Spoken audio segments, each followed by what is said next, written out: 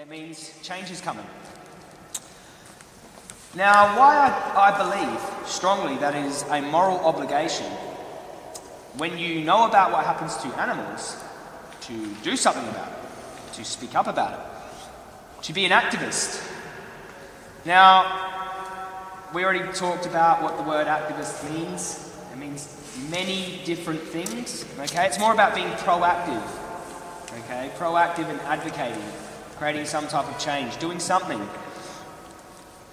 Veganism is basically where you've stopped participating in the harm to animals. You realise I've been causing an immense amount of suffering and harm with my choices, and now I'm going to stop.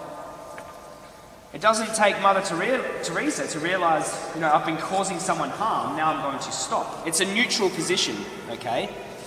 And there's that quote, if you are neutral in times of injustice, you've chosen the side of the oppressor. Let me give you another example. You're walking down the street, you see someone abusing their spouse, okay? Kicking a dog nearly to death, about to kidnap a small child, okay? And you didn't do nothing. You didn't say nothing? What would society say to you? You could have done something. You could have done something to help. You could have shouted. You don't have to get yourself hurt, but you could have done anything. Rang someone. Why is it any different for farmed animals? It shouldn't be. It shouldn't be. If it were you in the animal's position, would you want someone to help you? Would you want me up here speaking for you, or on TV speaking for you, or out in front of the slaughterhouse making the video for you? This is what I actually ask myself. Animals would save themselves if they could, but they can't. They're helpless beings. The only time a cow displays anything that looks like aggression is when she's having her calf stolen from her. Okay, and after about 3 times, they just stop fighting. Okay, maternal trauma kicks in, they just go numb. If vegans don't speak up about this, who will? And where is their obligation to? Because they don't know what you know. There's the obligation. If someone doesn't know about some child being kidnapped, where is their obligation to speak up about it? They haven't seen it. We know what happens to animals, okay? And there's the responsibility. There comes a time when silence is betrayal, which is a Martin Luther King quote, and it's really relevant. If you've remained silent when you've had the perfect opportunity to speak about this, you've essentially betrayed those animals in the slaughterhouse. Now, am I asking you to get in some big aggressive fight with the family members at the wrong time and do something that's just going to cause a big argument? No. But you can always do something, even if it is just leaving a card. Okay, you've essentially spoken for animals if you leave a card. There's always a polite, tactful, respectful way, strategic way to approach this in any situation, okay? Now, when I put people under this type of pressure, they're like, oh, it's too much pressure. I used to put myself under so much pressure when I started advocating, to the point where I thought that every conversation I had with someone, the first conversation, I had to turn them 100% vegan in that one conversation or I was a bad activist, okay? It is not your job to turn everyone you meet 100% vegan in that first conversation. It's the ideal situation, but, that's a pretty high expectation. Our job is to plant seeds, okay? Let me tell you about the 100-point system, which was coined by a friend of mine, Omri Paz, who runs an organisation called Vegan Friendly in Israel. Israel is one of the most vegan countries on earth per capita, and a lot to do with the work from Vegan Friendly. Gary Yourofsky did 2 tours there, his speech went viral there. Tal Gilboa, one big brother, she's an animal rights activist, and best video page you'll ever see happens to be located over there too. So, a lot of amazing things happen there, but the 100-point system, I think it's genius. So you can have someone who is a blank canvas, never even discussed animal rights or veganism at all in their life. They're walking down the street, they walk past someone who has a vegan t-shirt on, it says, male chicks are macerated alive in the egg industry. Wow. They're like, wow, that's 15 points for them. Okay, gets them started off. A few weeks later, they're scrolling through Facebook and they see something about the dairy industry. So bobby calves been taken, maybe killed on their first day of life, blunt force trauma, and it really affects them because the bobby calf reminds them of their dog at home. So that's a big one for them. That's 35 points. Essentially, they're up to 50 points. Now, a month goes past and they go out for dinner with their friends at a non-vegan restaurant, and their friend orders the vegan option, a burger. And they say, well, give me a bite of that burger. They taste the burger and they go, wow, vegan food tastes good. Okay? Vegans don't just eat lettuce and tofu. That was delicious. 20 points. Another 20 points. Food's a big one for this person. So they're essentially up to 70 points now. A few weeks later, they're walking down the street and one of you guys is on vegan outreach. You've listened to the workshop. You're like, I'm going to go do some fulfilling activism. This individual walks up to the screen. They might see the pigs suffering in gas chambers, and that's boom, that's straight away. That's another 15 points. Okay, they're nearly there. 85 points. You walk up and you say, did you know that by purchasing these products, you're putting these industries in business? Okay, and these businesses rely on the consumer. So the blood is on the hands of the consumer. And they go, you know what, you're right. Give me one of those cards. I want to sign up to Challenge 22. And you go, oh my God, I just turned them vegan in that one conversation. I'm a master worker.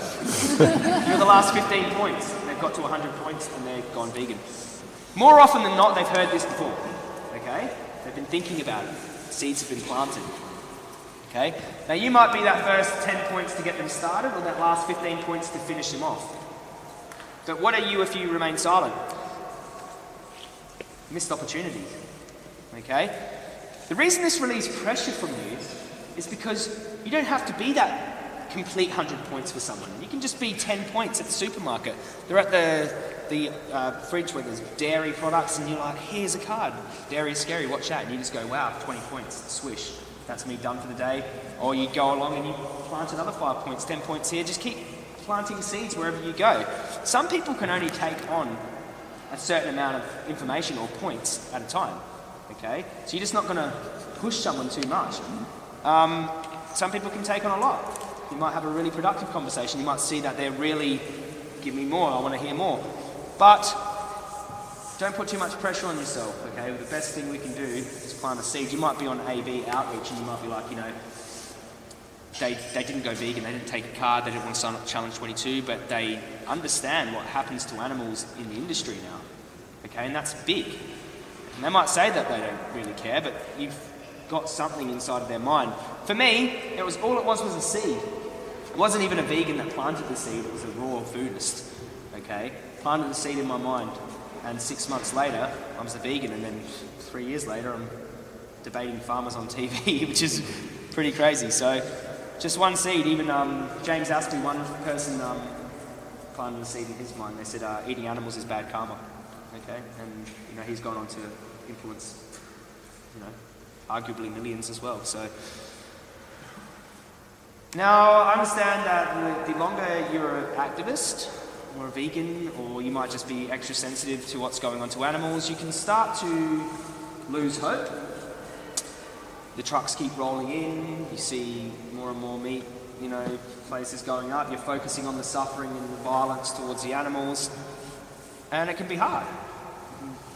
You can start to lose hope, it's a real thing. But I don't ever lose hope, okay? I'll tell you why, because I focus on the exponential growth of the movement. Okay, yeah, I know what's going on to animals. I see it. I see that too. But you are denying reality if you think that there's nothing changing. Okay, even in the last 2 years, the last 1 year, huge changes are happening. Okay. Now, a couple of years ago, I went to my first vegan march, my first big vegan march, and it was in the UK, and it was an amazing experience. I was crying tears of joy, and everyone was screaming animal liberation, and no one would come out their houses, and they were all looking, and we shut down the streets of London. It was an amazing experience, you know, it really was. If you haven't been to a decent big march, I'd highly recommend, even flying out from here to the UK, I mean, it's an amazing experience. A few weeks later, we went to Israel for the largest animal rights march in history. 25,000 to 30,000 people marching on that day. You should have seen what that looked like from the sky. Okay, it was huge. This wasn't happening 4 or 5 years ago. Now, this year, the march in the UK had 10,000 people, essentially doubled. Amazing, right? Now, if you always focus on what's happening to animals and never on the outcome of our activism, it's going to leave you feeling helpless. Also, another big indicator is that the vegan options. Okay, we arrived here this morning and we went into the Starbucks and they had vegan apple pie in the Starbucks. Amazing. Couldn't believe it. 2 other vegan options there too. Now, big fast food chains putting out vegan options. Do they care about animals? Fast food chains care about animals? All of a sudden they have this ethical conundrum? No, of course they don't. What do they care about? Money, the bottom line, of course. Now, why are there more vegan options? Why would they possibly put up more vegan options? The demand. Because there are more vegans. The demand is increasing, which is a positive thing. More vegans means our activism is working.